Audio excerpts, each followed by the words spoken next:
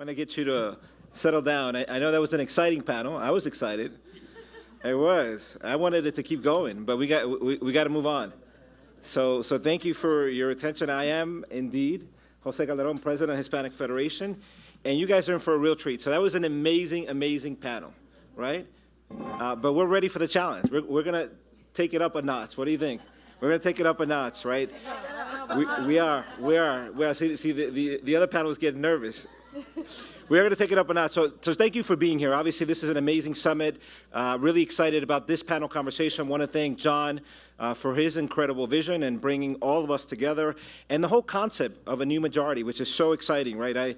A long time ago, anybody who gets hired at the Hispanic Federation knows never to use the word minority. It's not within our lexicon. We shouldn't be using it. And we are, in fact, the emerging majority. And in many cases, when we think about cities across this country, we are the majority. That's the fact. So thank you, John, for bringing us together. So I am the panel moderator. I'm kind of pinch hitting here, right? John asked me to do that. And I have one job alone, which is basically to get out of the way, right? To allow this all-star cast of panelists to do their thing, and they are really amazing. So right before I came up, John said, Jose, please don't screw this up. Yep. So I'm going to try to just, again, stay out of the way, allow this dream team, the creme de la creme, well, we would say in Spanish, los mero meros, right, los cheches, to do their thing, because they really are the experts. They've been working in the field around sort of this particular subject that we're going to discuss today, and we have 1 hour, and I think that the other panel ended up taking like 2.5 hours, which seems a little bit unfair, but we're going to try in the hour that we have to do justice by all of you. So I'm going to quickly read through the bios, and just going to go through sort of these. Actually, you know what? I'm going to skip the bios. I'm just going to mention their names. You guys have the bios in your packet, and then we can just get started. So Ron Busby, my great friend Ron, who's the President and Chief Executive Officer for the U.S. Black Chambers. Give it up for Ron. That's right. Me and Ron went on an amazing journey to China. I was going to say early this year, but it was last year, thanks to John. Maria Escorcia, who is the Vice President for Relationship Manager, Southeast Florida, Global Philanthropy, JPMC Foundation. So JPMC is in the house. Give it up for Maria. Another amazing leader, Arva Rice, who's the President and CEO of the New York Urban League. Let's give it up for Arva. All right. And then we have Danielle Marlene Robinson, who got a shout out at the last conversation, right, at the last panel discussion. And Danielle is the Director of Alcohol Policy and Reputation Management at Diageo. Give it up for Danielle. Certainly, it's always great to go last, I always say, by the way. Joanne, so Joanne Yu, who's the Executive Director for the Asian American Federation, another great friend. Give it up for Joanne. All right. So again, as I said, my job is to get out of the way. This is like, I don't know if you guys are basketball fans. Somebody mentioned basketball in a negative way, but I'm a huge basketball fan, and I'm a long-suffering Knicks fan. So yes, so there's a couple of us here in the room.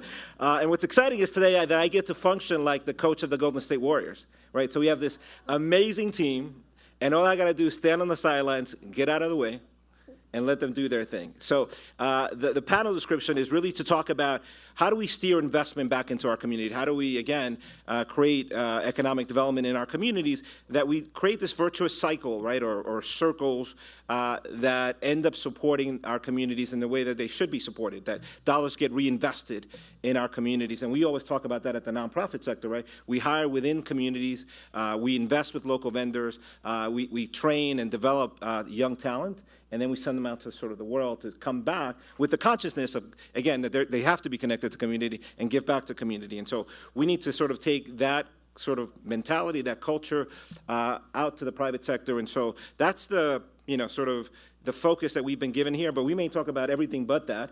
But in any case, I'm going to ask this wonderful panel some questions, and I'm going to ask some of you to sort of jump in and feel free to interrupt each other and just kind of, this is going to be what we like to say, entre familia. You know what that means in English, entre familia?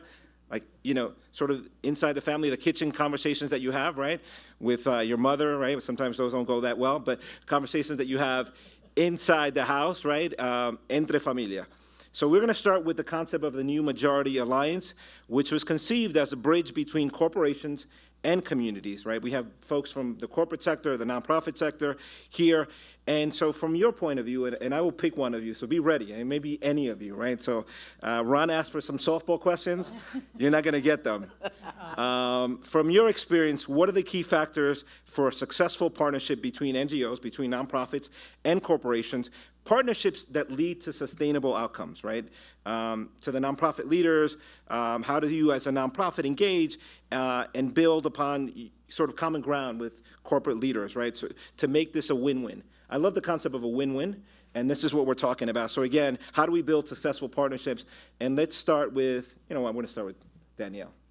Since you were looking at me, Danielle, you were ready for that question. Who else am I supposed to be looking at? Hi, thank you so much for having us here today. I think I'm the only corporate person on the panel, yes? No. Oh, right, okay. So speaking from a Diageo perspective, when we talked, it has to be a win-win. So when we are looking at nonprofits to work with, I'm always looking at how what we have at Diageo or the benefits we have at Diageo can help that nonprofit, as well as how what the nonprofit's mission is aligns with what our mission is around charitable donations, contributions, and I also do alcohol policy. So for me, I used to be the Chief Diversity Officer at Diageo. That's how I got started at the company. So my background is actually human resources, so people are my passion. So moving into this role was actually a great marriage, so to speak, because I'm already compassionate, and then I get to do things for my own community and the people of color communities around me. So it has to be something that is beneficial, beneficial for both. So we have a new premise at Diageo, or a new strategy, where all of our brands have a what we call a brand purpose. And that purpose, our mission, is connected to our consumers. So, for example, Smirnoff is about being inclusive and not being exclusive. So when they partner with nonprofits or charities for their brands, I don't know if anybody's seen the Love Wins bottle for Smirnoff, which has real LGBTQ couples on the bottle, so those are real people, real couples. We look for charities that have that same mission and premise to make donations for Smirnoff from. So that kind of makes my life a lot easier, but also gives me a good premise to talk to other nonprofits to and about. So it could be media, it could be marketing help that nonprofit needs, it could be other collaborative relationships they want to make with other nonprofits or B2Bs that we have relationships with. So it really can be an open season, but I look for partners or organizations that have a need for what we have to give and also are aligned with our mission. Thank you, Danielle. So Joanne, successful partnerships, win-wins. The three of us, Arva, Jose, and the Asian American Federation, we are part of a nonprofit stabilization fund through New York City. We've been able to get money from City Council to put back into our nonprofits, majority communities of color serving, led. In the past, I was just doing quick math because I knew this question was going to come up. And in the past 4 years, it's been over $10 million that we've been able to get from City Council to develop real capacity for our community to really, our nonprofits are the front lines. And so we've been developing capacity for them to grow, to be stronger, and to really serve our community now more than ever. Win-win. Yeah, I heard about that initiative. Maria. Okay, I'm up. Yeah. So a little bit about what I do. So it's funny because people say, oh, you work at JPMorgan Chase, so you're a banker. I'm not. I work for the JPMorgan Chase Foundation, and I have the privilege of living in Miami and covering the South Florida market, which is great. You were mentioning, Jose, some of those cities are Miami. Like basically 60% of the people that live in Miami are Hispanic or born in a different country. So what I do, we basically work with the community organizations, the nonprofit sector, the elected officials to really promote economic growth in those communities where we live and where we work. So for us, a win-win relationship means transparency, a close and straightforward communication with the nonprofit sector. And it's really important to really be out there in the community. So I've been living in Miami for the past 6 years. I know the community well. I'm from Colombia originally. I speak the language. I know. Go Colombia, yeah. She was right. There's always one of us in the room. Always. Anywhere. I also spent some time in Haiti, 3 years working there. So I'm the face of JPMorgan Chase in the South Florida market, and I'm out there in the community every day, attending meetings, going to community events, and just really building that relationship. And that's my sole job within the firm. So building those relationships with the nonprofit sector and having that communication channel always open. It's really important for us to really understand where the nonprofits are. We have a process of really reviewing all the grant requests, and they have to align with our philanthropic pillars. And it's really important for us to see, okay, this nonprofit is ready for us to invest and help grow, but sometimes they're not. And we also have another program, which is really to build capacity within the nonprofit sector. So that close relationship and communication with the nonprofit sector really makes it, I think, a win-win relationship between a corporation and then the nonprofit sector, in my opinion. Thank you, Maria. Now that's important. Arva. So Ron, you're last. All right. You knew that was going to happen. Well, you heard a lot of the things that I would have said already in terms of having shared goals, I think is important in building a relationship with a corporation. The other thing that I think is really important for us is to have multiple touch points. So it's wonderful to be in the philanthropy area, to get a grant for our programming, for them to sponsor an event, for them to be involved on the philanthropy side, but it's great to also reach into the human resources and be able to provide diverse young professionals to come and to work at those organizations. And so to be able to provide that broad connection points within a corporation, I think is something that's really important. One of the things that I've changed my mind about when it comes to relationships with corporations is I often thought that it was important for you to have somebody who was reflective of your community sit on your board. So I would go to a corporation and I would look around and I would try to find the senior most African American from that organization to come and sit on the board of the New York Urban League, because that's what we do. We work with black folks, right? And so over time, one of the things that I learned is that if you can find someone who is not of your cultural identification, but can understand the intersection of your issues, what an amazing and wonderful advocate that you have there. So it's allowed me to broaden the range of people that I reach out to when it comes to doing that corporate connection, and it goes back to what you were saying in the collaboration that we do, which is African American, Asian American, and Latino. The partnerships that we have developed, the shared understanding of our struggle has been just incredibly rewarding. And so being able to replicate what we do in nonprofit organizations within corporations, I think strengthens and builds that corporate partnership.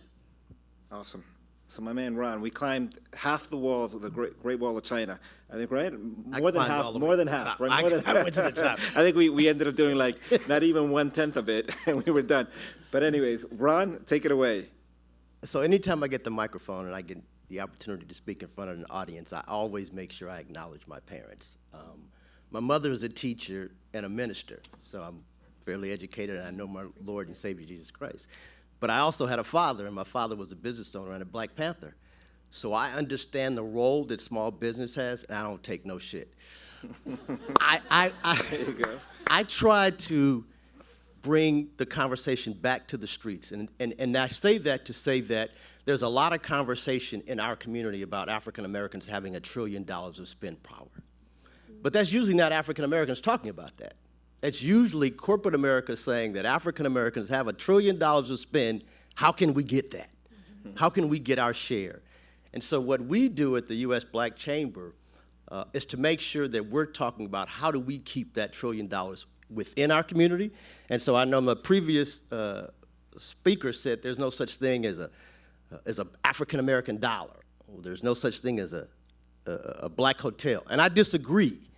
I say that in your communities, I am really proud of the Asian community because your dollar stays there so long before it ever leaves. You guys touch it 28 days. In my Hispanic community, their dollar stays there 21 days. But in the African American community, our dollar leaves within the first 6 hours.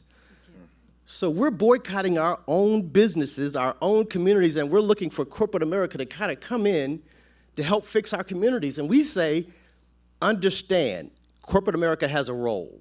And this afternoon, we're going to hear a lot about the White House and what its role is. And government has a role. But we as a community, we have a role. And the U.S. Black Chamber says we got to make sure that we keep our dollar within our community so that we can hold our corporate partners, our government agencies, as well as our philanthropic groups to not only know where we are, but to know that we're also interested and going to hold ourselves accountable as well as our partners around the country to have sustainable communities that look and operated by us. Yeah, that's powerful, Ron, and absolutely right. So, again, I'm Coach Kerr, right? So I don't even have X and O's here. The thing is that sort of what's important there in terms of a win-win, when you think about, we always say sort of the analogy of a three-legged stool, right? So the first leg for us always has to be community. Always, first and foremost, community. How does this impact, how does this benefit community? Number two is our partner, right? Whoever we're partnering with, whether that's a corporation, whether that's a small business, whoever that partner is, that has to be a win for them as well, too. And then clearly it has to be a win for our institution, right? So I'm always reminding folks of that three-legged stool. It's good to sort of, use that as a symbol when you engage, and what does a win-win end up looking like? So Ron mentioned the White House, and I didn't have this in the questions right here, and we're not going to get overly political, but that's kind of my world, and I run a civil rights organization, but so I will try, John, don't get nervous. I will try to be sensitive around the conversations that, again, this is a nonpartisan conversation, and we are sort of in this unique space to talk about how do we improve the lives of our communities. But we do find ourselves in a unique moment, right, in American history where the very values that we were founded on as institutions, right, the value of inclusion, the value of diversity, the value of equality are under assault, right? There's just no other way of looking at it. And by this very own White House and by this current administration. So in this environment, and I talked to some of you about this before, in this environment where the very values of, again, what we are fighting for, right, John, are under assault, what is the role, right? What is the role of all of you as individuals in terms of sort of, pushing back and fighting back and resisting? But broader, what is the role of corporations? What is the role of businesses to do so, to stand up for those values? Is there a role? Should there be a role? And so that hot potato, I'm going to start with, who should I start with? Everybody's like, I don't know about me. Let's start with Maria. I'm brave, I'll take it. All right, good, very good. No, I agree, Jose. I think there is definitely a role for the corporate sector and a responsibility to act as a corporate citizen. And more than just having statements, the last year with everything that happened, our CEO, our companies, they were always releasing statements and positions. But I think beyond that, what really makes a difference are the actions that the companies are taking. So JPMorgan Chase recently announced that we're going to increase our philanthropic capital investments 40%, so up to $1.75 billion over the next 5 years. We're going to be increasing wages for 22,000 employees across the country. So different initiatives, different really just prove that what you say you really mean. And what we do from the community standpoint and from the foundation standpoint really, I think, speaks for the values of the company and the responsibility that we have. But the voice, Maria, so the voice. So that's amazing, right? And obviously applaud JPMorgan Chase for those efforts. And that you're obviously, you're walking the walk in some ways, right?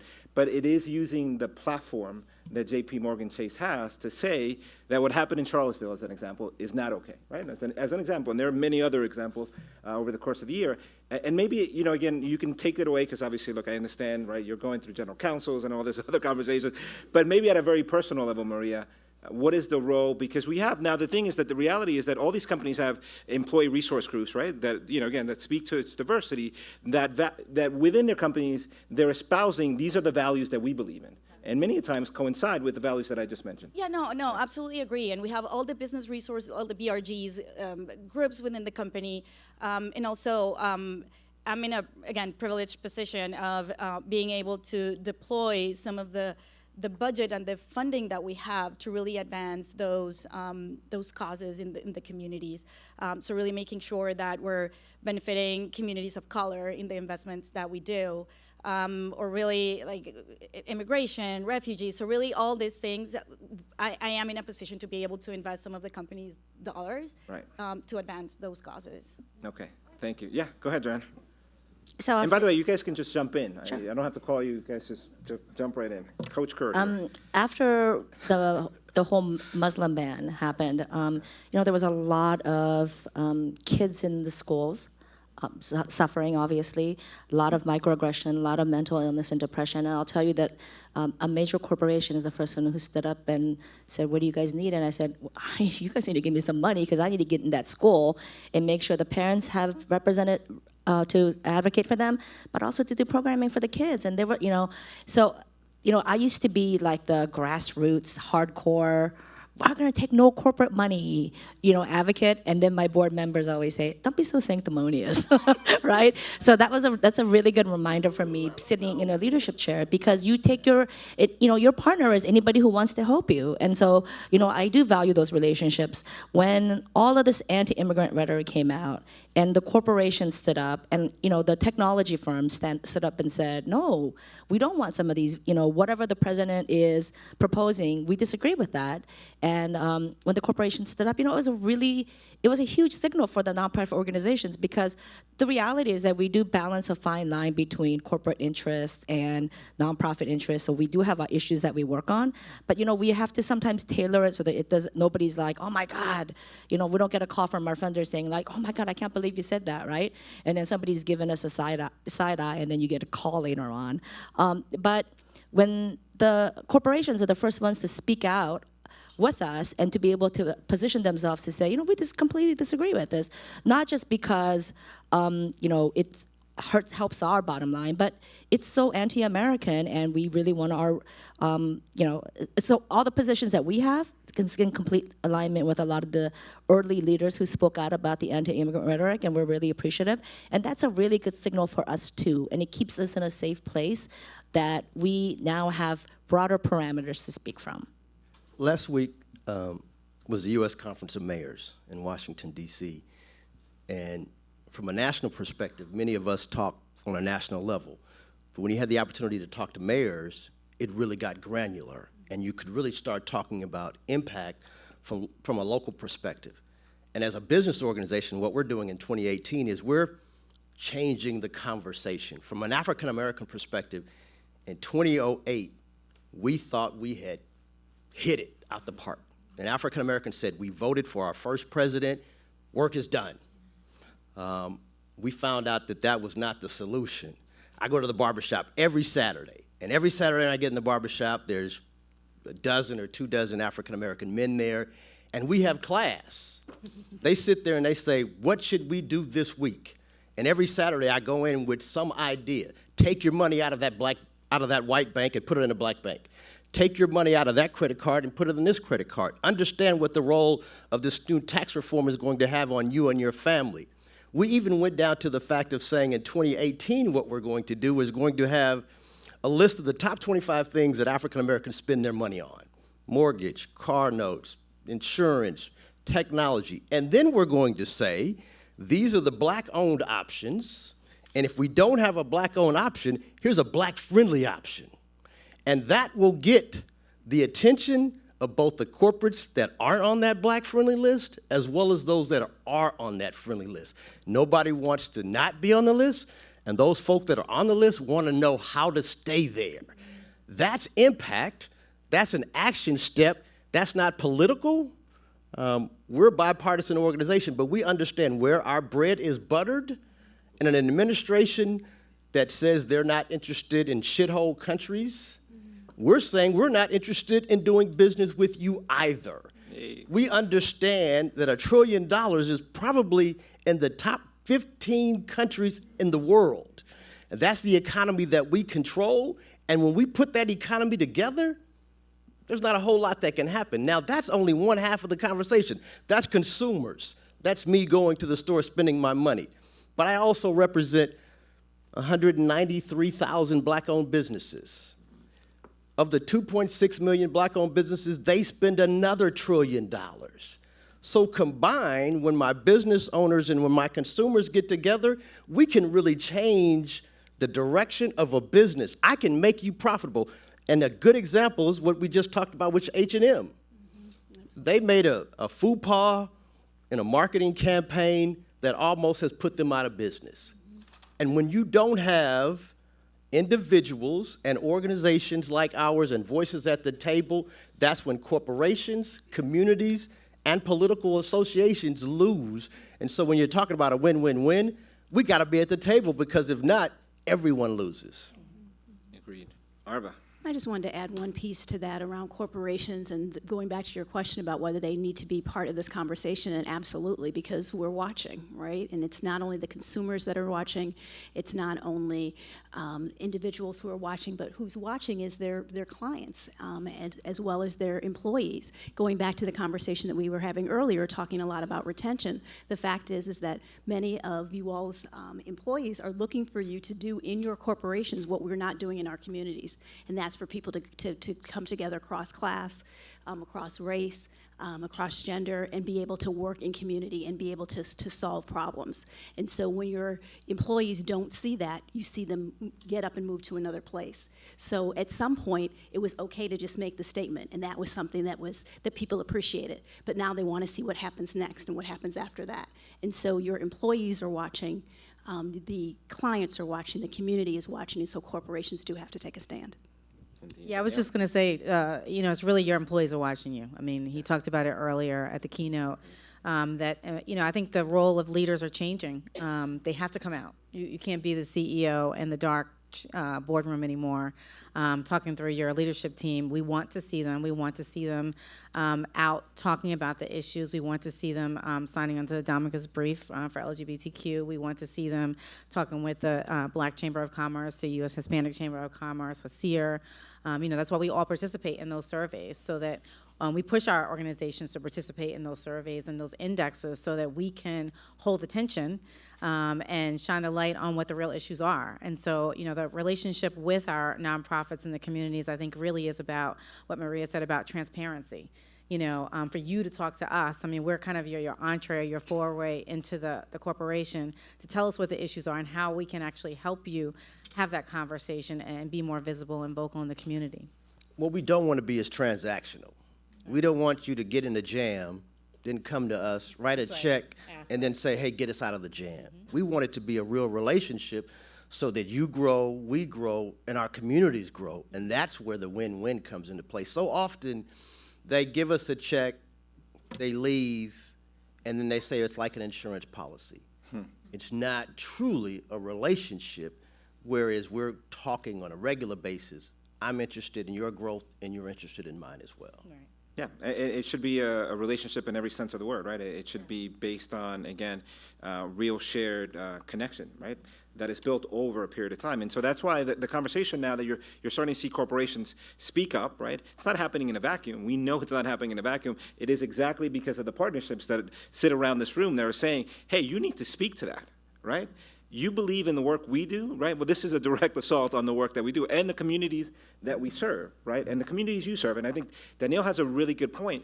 Again, emphasizing the role of the ERG groups within, right? These are your employees that are being assaulted, right? So I had a conversation with Maria about this. At a very personal level, you have kids, right, that are in these communities, right, that, again, are being offended, right, that are being attacked, that are facing the negative consequences of rhetoric and policy changes, right? And so how do we stay quiet in that environment? And more, the answer is we can't stay quiet, right? And it is our role. It's on both sides. It's the role of community to push, to say, hey, you've invested in us. We've pushed you to have ERG groups to again, say you believe in diversity, you believe in inclusion, you believe in equality, you believe in these other things. Then you have a role to speak up in that sense. So interesting that phenomena is taking place. And the LGBTQ community has done an exceptional job of that, right? And well before, right, this president. And I think there are lessons learned there. But I love the idea of the new majority, which again, John's idea that when we speak united, there's so much more power in that, right? So when we speak as these three very powerful communities, you're going to get movement, right? You're going to get people to pay attention. So again, thank you, John. All right, so moving on to our lighter note. That was like a paycheck fast and inside, right? But you guys handled it well. You got a couple of doubles, maybe a triple out of that. So let's talk about boards, right? So let's talk about the roles of boards, and this is all interconnected, of course, right? So ensuring that boards and CEOs, CEO leaders are committed to corporate social responsibility. Somebody said that we hate that term, but this is what we have, corporate social responsibility. You know, sort of broadly, again, community engagement, community connection, community giving, right, at some level. And again, investment in community is essential, but a workforce that understands the why and is also committed can enable and magnify the success of these efforts. What do you do in your organizations to educate and engage your employees in terms of giving back to communities, right? Field is open, right? How do we educate and engage your employees around giving back in your communities? I think it's more, what I've found in the last couple of years is that corporations don't tell their employees what they're doing. So you have roles like myself and like Maria's, and we're out there busy meeting with all of you, talking, but our employees have no idea what is going on. And I think what we've been trying to do in the last couple of years is really tell our employees our story, what we're doing, because they're our best ambassadors. So if we want their family and friends to know what we're doing and believe in the company, the integrity of the company, not just the brands they're purchasing, but really that we're a company that believes and walks the talk, that we have to share that with our employees. So we've been doing a lot more of that. I think it's also sweat equity. This generation and the generation behind us, the millennials, are very much into hands-on participation. So I love when an organization comes and says, you know, we just need help building a building. So it's not that they're asking me for the money. We need the hands-on people to show up. And we've done projects like that. We've had like 100 people come in, build sidewalks, patios, and they get to talk to the constituency while they're there. We spend the whole day there. Employees get to really see the value in what we're really doing. So it's not just about the money that we're giving, but we're allowing them, we're giving them the freedom, the time off from work. We give 40 hours a year volunteer that we pay for you to go anywhere you want. I just had somebody come back from India. She wanted to go and help an organization in India doing English as a second language. And so when employees are looking for a company, we were talking about this yesterday, that we should be interviewing the company as well as they're interviewing us. So what does that company stand for? What do they believe in? What organizations do they partner with? And that's why I think all of that is really powerful to have as part of an onboarding process, an interview process on your website, that, you know, who are you and who are you showing up to be, and really standing behind that. So I think it's really telling employees what you do. I think it's really standing behind and having the policies and procedures allowing them the freedom to express themselves and who they are, and being open to that. I love the lady yesterday with the interfaith employee resource groups. We were talking about that last night. You know, really powerful, a premise to have, and allowing people to just be who they are, and have that exhibit in your company integrity. All right, very good. Arva, Joanne, go ahead. So we've been on the receiving end of all the corporate help. We represent about 70 nonprofits that serve the Asian community in New York City, and so we get a lot of calls from different ERGs saying we want to do a corporate day, right? And so when I call one of my member agencies and I say, you know, I'm going to send 20 young people. What do you want them to do? And they said, oh, I don't want them to paint the fence again because then we'll have to paint it over afterwards, right? I mean, these are some of the conversations that happen. But the thing I remind the EDs is it's really hard for you to get into a lot of these corporations, right? Like, they're not going to come to look for you. Use this opportunity to get to know people. Show the work that you're doing and let them love you. Let them embrace the work that you're doing, appreciate it. So when I'm saying, hey, XYZ Corporation, JP Morgan Chase, go to this senior center and see the kind of meals that they serve and the activities that they do. The volunteers, they see their grandparents, they see their parents, and they there's a lot of volunteerism. Some of them want to sit on the board. How do I continue to be active?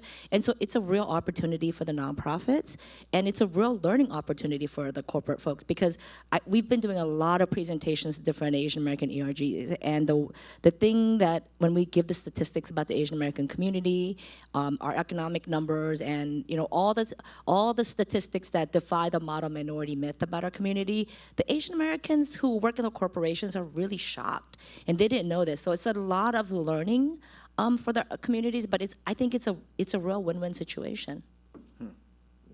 Arva, talk to me about board, Arva. Like, how do we get these folks, right, these well-meaning folks, onto the boards of our organizations? That's a great question. How do we get them onto the boards of our organizations? Yeah. Some of the things that I thought have been really creative is the Manhattan Borough President recently did her recruitment for the community boards. And so many of you know there's 12 community boards in Manhattan, and they draw from individuals. And so she got a number of applications for that and was only able to select a few people for each of the community board. And so, but all the people who had applied, what she did was she brought them all together and did a kind of a mini marriage and had a round robin dating where some of the people who had applied to be members of the community board but weren't selected had an opportunity to have conversations with different nonprofit organizations, and did this dating roundup and was able to match some of those community board people who are interested in community boards with some of the nonprofits. And the work that we do with the Nonprofit Stabilization Fund really is working with smaller nonprofit organizations, and they would love to know you all.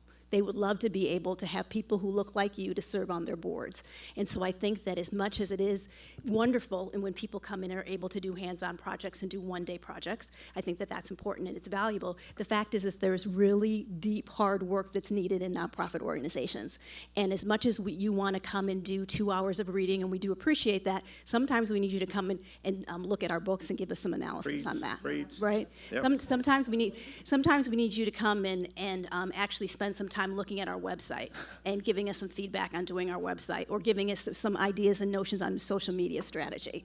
And so I think that sometimes when folks are wanting to do their volunteer work, they want to take their expertise, what they do in their day jobs, and pick it up and set it to the side. And the fact is that sometimes we need that. Can you just take that and bring it with you? We'll let you read with the young people. We'll let you paint the fence. Right. But can you also bring your skills and that set as well? Because I think that there's a lot of things as nonprofit organizations that we can use of you. I did want to put in one other plug, and that's the New York Urban League has worked hard to create the next generation of leaders. And so there are young professionals. So one of the things that's really terrific for me is sometimes I'll walk into a corporation and I'm there for a meeting, and I'm all ready to do my presentation, and I walk in and I walk past somebody's desk and I hear, "Hey, Ms. Rice," and it's a member of our young professionals who works at that organization. And so I think that to the degree to which you all can get individuals who are in those rising stars that are within your organizations to be involved in nonprofits as well, I think that it's an opportunity for them to develop a different set of skills. If they're working with a nonprofit organization, they may be able to make some decisions around doing a special event or putting together a forum. They may be able to have opportunities to interact at a level that they wouldn't normally if they're still an associate at your corporation. And so I think that there's opportunities for professional development by volunteering in nonprofits as well as that give back. Yeah, it's a fabulous project, which we need to copy. I mean, it really is just amazing. So thank you. Maria? Yeah, no, that's great. You have no idea how many emails and calls I get from my banking colleagues asking me, "Oh, hey, I want to volunteer. I want to do this. I want to join a board." And me and my colleagues, and I don't know, they'll think that we're like a walking directory of the nonprofit sector in each of our markets. We do have a really, really engaged employee base, and we have created within the firm several opportunities for the employees to work with community organizations. So, for example, we have the Field Service Corp, which is a program that we created in 2013, and what we do is select top employees from different lines of businesses that want to go and volunteer full-time with a nonprofit organization. So we take them for 3 weeks. They have to leave their job and go for 3 weeks we've done this in Hong Kong, Johannesburg, Detroit, Chicago, and just go. People from, I think it's like 13 different countries have come to this and spent 3 weeks within a nonprofit organization working on a specific program. Awesome. That was in 2013. In 2015, we created the same version of the program, but virtual, so the Virtual Service Corps. So employees that are interested can volunteer a couple of hours a week with a nonprofit organization, and really it's skills-based volunteerism. We also have the go and paint or go and serve meals during Thanksgiving season, and that's the volunteer leadership group that each one of our markets has, and it's run by a volunteer. So in the case, for example, in Miami, we have one of the Chase private bankers that says she works out of a branch. She runs the whole volunteer group for the South Florida market, and she's tasked with creating these relationships with the organizations to go and paint the fence, paint the school, serve the meals, do the toy drive, and all those things. So those are very popular. We also have mentorship opportunities.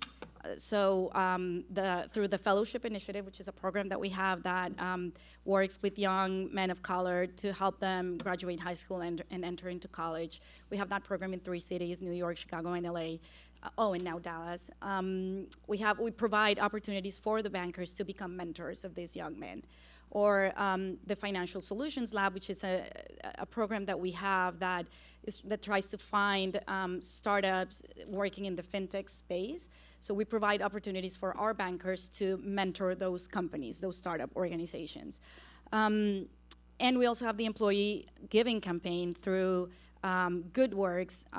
We match, so if an employee wants to donate money to a nonprofit organization, JPMorgan Chase will match dollar by dollar up to $1,000 that the employee can give back to another one of the nonprofit organizations that are like in our system. As an example, last year in 2017, the employees donated $3.4 million. From their own. And you match that? Yeah, and Good. match that, dollar by That's dollar. a lot of best practices there. Thank you. So yeah, that's Thank you. besides the work that we do from the foundation that's really truly run and led by the employees of the company. Thank you very much. Ron, you wanted to add Yeah. something? We can jump into the next question. I just think we got to be careful, twofold. One, from a corporate standpoint. From an African-American standpoint, we have been celebrating the last couple of months about Ken Chenault. My fraternity brother, he's formerly CEO of American Express and now sits on the board for both Facebook and Airbnb. But there are more Ken Chenaults in America, and we have to start to build the pipeline to get more, and so I'm excited to see that ELC is here because I know that's their role. But as nonprofits, we also have to be careful of inviting corporations to sit on our boards when we don't have similar missions, because many times they get on the board to help build their resume as opposed to helping build our organizations. And so for the U.S. Black Chamber, we say, no. We're going to have on our board of directors chamber leaders because we know what we need. I was a former small business owner. I was a former local president and chairman of a local chamber of commerce in Phoenix, Arizona, and now serve as a president and CEO. There's nothing that a corporate executive can talk to a local black chamber president in Tucson, Arizona, who's working out of his basement, working with a cell phone, trying to lead a community out of poverty, to have more growth and sustainability. Those need to be people that living that each and every day. Now, there's a role for all to help that mission reach its goal, but there's committees that they can serve on. There's dollars that they can give. There's voices that they can have. But we just got to be careful just to say, okay, I'm a JPMorgan Chase and I want to sit on your board. And typically they'll say, well, here's our highest ranking African American, go sit on the board. And many times they don't have the same types of mission or calling that we need to move our agenda. So I just say, we as chamber leaders and nonprofit organizations have to be just as critical when we're looking to bring people on our boards, because many times we just want the check. But there's a lot that comes along with that, and we just have to make sure that we're being accountable to our members as well as to our corporate partners. Yeah, that's a great point, and absolutely right. They have to share the values, and particularly in this, sort of in this, time that we find ourselves in. That is critical, without question. As a matter of fact, we've become an attractive board to sort of sit on for that very reason, because it builds your resume. You can say, hey, I serve on the Hispanic Federation, but we have become extra critical, I guess that's kind of the term to use, to see, do you share our values? Do you share our values? And we'll go issue by issue on these values and kind of interrogate folks around it. And so I think that's important. So thank you for that. So we have about 10 minutes or so left. I wanted to leave some time for Q&A, but I want us to think about sort of the panel in the time that we have left around the concept of the new majority, right? Because I think that's important, and I want to make sure that John's happy with me. So that as we think about again, how do we bring these three communities together? I think we've done a better job. We have a long ways to go in the advocacy community for sure, right? We understand sort of, again, what's at stake, and we understand that, again, in unity there's power, right? And that we have to speak as one community quite often on whatever the issues, voting rights, whatever the issues are, educational rights, et cetera, et cetera. How does that translate into corporate America? How does that translate into other sectors is a conversation that I'd like for us to explore in the last few minutes. But I'm going to park that, right? It's kind of as a context to allow people to ask questions now for the 30 minutes we still have left, because the other panel stole like 50 minutes of our time. So the floor is open, and please ask away. Right here. Hi, I have a question for Joanne. Hi, Joanne. I don't know if you remember, you probably remember 13% growing Asian American coalition, I forget the CACF, and I'm not in the community anymore, I'm working at a university, but when it comes to Asian American, we're talking about diversity and inclusion. I oftentimes get this feeling that we're not inclusive ourselves. We're not really incorporating Hispanic American. We're not really, so there's that sense, and then I share this, sort of feeling with other friends. So is there any sort of understanding that we really do need to work together and have this sort of inclusion conversation go out and really, network it with the other communities and make a pie bigger? Does that make sense? Totally makes sense. That's exactly what I had mentioned before. So Joanne, please enlighten us. So I think the challenge with the Asian American community is that, Asian American community is really broad. I think people think it's East Asian, but it's South Asian, Southeast Asian. It incorporates, I talked to Linda Sarsour, and she said, we're West Asian. So I said, okay, now we get the Arab community, West Asian, fine. And so there is our community, Asian American means it's a huge category, right? And so I think the challenge is that we don't sometimes our community doesn't also have a shared agenda. And sometimes we don't have a shared vision for what we want. There are times, as much as I've spoken out against the dangers of the model minority myth and having a lot of Asian Americans hang their hats on that and saying, look how great we're doing, right?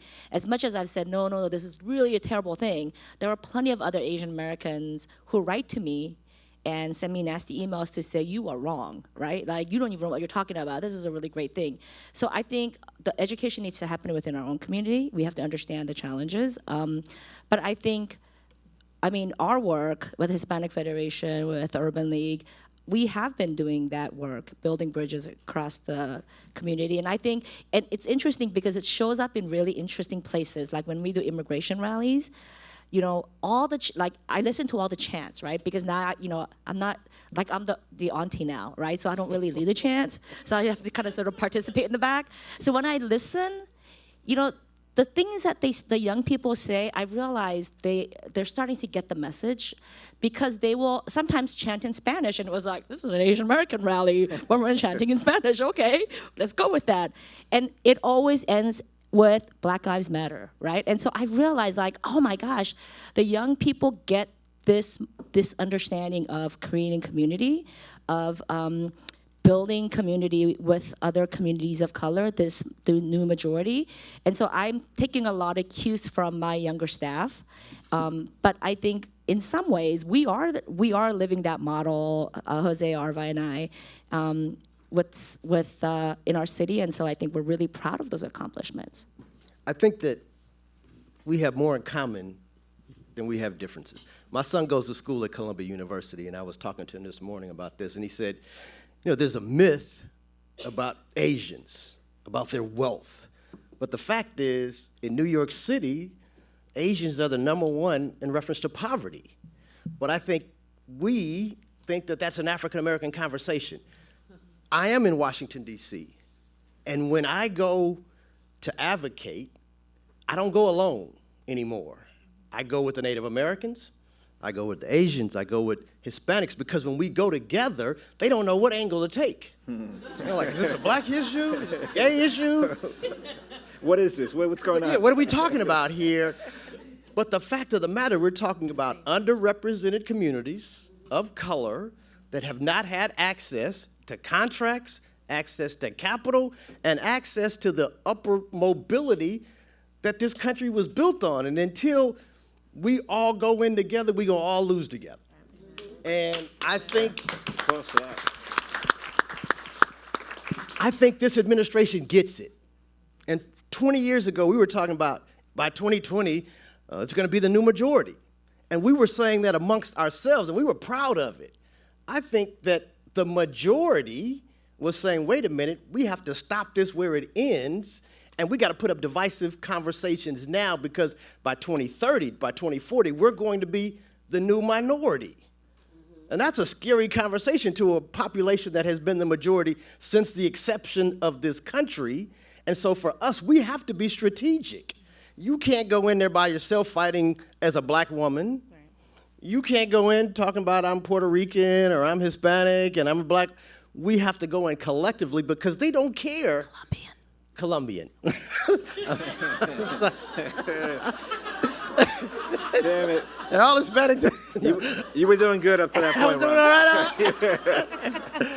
I just think that we no longer have the luxury of having this conversation by ourselves. Now, and I'm going to end on this. African Americans have always been put out on Front Street, right? And we get offended by that. We'll say, well, the Asian community will wait until the fight has been fought, and then they will come in and take the benefit of an African American civil rights conversation. Over the last 2 years, and I'm going to end on this, there's a lot of conversation about making America great again, right? And we say as black people, well, hell, we want America to be great too, right? But in order for there to be a great America, there's got to be a great black America. And in order for there to be a great black America, we got to have great black businesses, because we understand that we hire and we spend in our own communities. And in order for there to be a great black America, we got to have great black organizations that partner with other minority organizations. And I hate the word minority. But we have to come together. Because in Washington, D.C., the conversation has changed. When I got there in 2009, it was, how can I help you? Everyone was, how can I help you? Who can I introduce you to? And today's environment, that conversation no longer happens. It's got to be, how can we help each other? Because the majority doesn't want us to come together. This is an important time for the new majority of this country to really get to play and step up and take control. What? Very well said. All right, folks. So that's not fair because he's the son of a preacher, right? But we gave him. It was going to happen at some point. It happened now with a few minutes left. So who wants to follow that? It's like, I just my last comment would be really, first things for having me on the panel, but. For me, the conference really speaks to some of the work that we're doing and trying to bring communities together and give back to the communities and create skills and empower people with skills that will enable them to create their own income. So I run a national bartending training program where I go into underemployed communities of color, and we train them over a course of 4 weeks to be bartenders in the hospitality industry, and then I place them in jobs. So for me, it's a combination of my human resources, it's a combination of my community, and I get to see my students all over the country working and bartending and enjoying what they're doing and able to provide for their families. We have people who are homeless, people who are recently divorced, that don't have any skills, that are now working and proud to be working. And so for me, it's about companies and corporations creating programs that can give back to the communities and give them the skill set to create their own income to keep that within their communities. Thank you. So we had another question here. Yeah. What? I'm back up there. Where? Here. Hi. Yeah, there you go. Hi. My name is Benjamin Wang. I'm with the Conference Board. I'm glad that you guys brought up some of the social issues, because I wanted to ask you specifically each of your takes on this. So we're talking about the new majority, how in the coming years the Hispanic African American and Asian communities will be larger than the non-Hispanic, Asian, and African American communities. And the purchasing power is approximately $4 trillion, right? So I was just looking up the census stats. When you combine this population, it's about 36% of the population. But 4 trillion is not 36% of our US GDP. It's less than that. So there's a disconnect between the new majority in terms of population and a new majority in terms of spending power. That doesn't line up. So we also heard earlier from Tim, I think from PwC, right, who said that the inequality gap is actually getting worse. It's not getting better, right? So if this population stays at 4 trillion while their numbers are at 50%, there's a huge income inequality gap there. So in terms of corporate America and also in terms of us individuals, people, what are some steps that we are taking to close that inequality gap? That's a great question. Can I answer it real quick? Because I that's wanted to really talk about this when it didn't come up. The census is coming out in 2020, right? But let me tell you that what we're not talking about. Historically, the census will allow us to claim an ethnic group. I check the box, I say I'm black owned. And as a business owner, I check the box and I say I'm a black business owner. I'm a female business owner. I'm a Colombian business owner. Right? But in 2020, they're trying to take that box out of the equation. All they're trying to say is, I'm a large business or a small business. Now, for Emerging majority. the new majority, Yeah, new that is a detriment. Yeah. Because now, if the government no longer counts its spend with the new majority, corporate America is going to follow suit. We can't allow, as leaders, as business organizations, we got to stand up and say no. We have got to be counted. Our businesses have to be acknowledged, because if not, we're not going to have the sustainability in our communities. There are 2 million unemployed African Americans walking the streets this morning. That's the bad news. The good news is there's 2 million African American owned businesses this morning. I don't care who's in the president's office or what the budget is from Congress. If I could get African Americans to spend money, if I could get you as corporate America to spend money with us, I can hire one person. Then I don't have an unemployment conversation in our communities. But if we take out the check the box in the census, I'm telling you, it's quietly happening. And nobody's talking about it, nobody's picketing, but it is definitely going to decrease the numbers. And so you're talking about the wealth gap between where it is today with the new majority and the old majority. It is only going to get broadened and wider when they no longer have to spend money with us. Anyone else?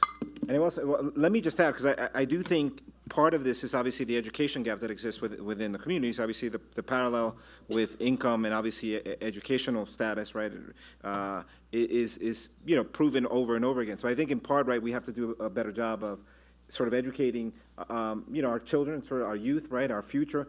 And what Ron is pointing to is exactly that. We have to invest in our communities, right? And I want to bring it back to the, sort of the concept of the new majority, right? We need to do that together, right? There's no doubt, right, that this administration, and again, this administration didn't create racism, this administration didn't create sexism, this administration didn't create Islamophobia, didn't create all these horrible isms that we live in, right? They just exacerbated it, right? And they've highlighted it to a point that we haven't seen in a long, long time. But the reality is that it existed well before that, from the inception of this country and even before the inception of this country. So the fact is that we know now that really, again, to be able to assume our rightful place in this country, right, because we belong in this country, we are an essential part of this country, that we have to do that together. And if we do it the way that it's been done for hundreds of years, where we've done it divided in silos, they're going to continue to keep us here, right? So this idea of absolutely, right, invest in your communities, but also think about within the concept of how is it that I'm working with other communities that are underserved, that have been marginalized, right, that continue to be exploited in so many different ways. How do I partner with them so that I can build my business, right, my Black-owned business, right, and that I can, serve the Asian American community, right, so that I can serve Latinos, so that I can serve others, et cetera. And that is something that is yet to be unfulfilled, right, unrealized. And that's why this conversation is so important. And the fact that we are even having the conversation is change, right? That means that we're progressing in some ways, because a couple years back, we would not be having this conversation. One of the things that I told my staff after the elections last year, we do nothing under the banner of Latino. There is nothing that we do under the banner of Latino or Hispanic, right? Everything is about a people of color agenda moving forward, everything. So I do not want to go to a convening and I only see Latino faces. We cannot do that. Or I do not want to go before any member of Congress with only us. Cannot happen, will not happen, if we're going to survive, if we're going to be able to thrive, right? So I think that concept of driving, again, change, not only in terms of community, but really within sort of, again, the corporate sector or whatever other sector, academia or what have you, is critically important. And it's going to be all of you that do that, right? It's going to be, again, the power of one person, Danielle, going back, right, and saying, hey, let's bring together the ERG groups as one, and let's do collective action as, three separate ARGs. Let's not think about it. Let's think of it as one. One of the things that we did is we created what we call Black Wealth 2020. And understanding that there are several nonprofits that come within our communities, as well as associations, i.e., Black automobile dealers, Black hotel owners, Black CPAs, Black doctors, Black dentists, and we were all calling on the same clients, but we weren't sharing those client bases, all trying to tap into that African-American community, all trying to have an advocacy voice, but typically all of our voices were too small, too quiet to really get heard. And so from a collaboration standpoint, we brought 25 organizations together with 3 missions. The first one being 5 million new African-American homeowners by 2020, because we understand that we lost the majority of our wealth when we lost our homes. The second one is increase the number of African-American owned businesses from 2 million to 4 million. And I'm happy to say that after 1 year, we're at 2.6 million. But we also have to double the annualized revenue. The average African-American owned firm is doing less than $86,000 a year. We want to double that to $160,000, $175,000 by the year 2020.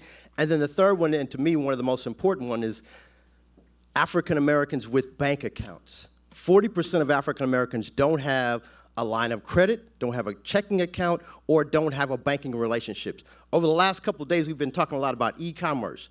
If I don't have a credit card, I can't get in an Uber. If I don't have a credit card, I can't buy an airplane ticket on Southwest Airlines. And so a lot of this new economy is just taking African Americans out of the equation altogether and not even considering us as a potential customer by not looking at the credit conversation. If I do have credit, I'm paying 20% for it, and my white peers, same education level, same income, same home ownership, is paying 9% for it. That's discrimination before I even go to start a business or to get a loan. If I get a loan, I'm gonna ask for $100,000 and get 40. That's just enough for me to go out of business, and when I go out of business, that same banker, no disrespect, will give it to my white peer and say, hey, here's a great idea. Here's the $140,000 that you need to be successful. We have to talk about real issues in real communities, and I know I'm kind of getting on my soapbox, but credit, home ownership, and the number of Black-owned businesses have to be discussed in order for us to talk about bridging that wealth gap. Wonderful. Wonderful. All right, folks. I think that's sort of the end of this panel. Let's give it up for this all-star cast of panelists. Thank you for your attention. Thank you, panelists, for your wonderful words. Thank you for what you do.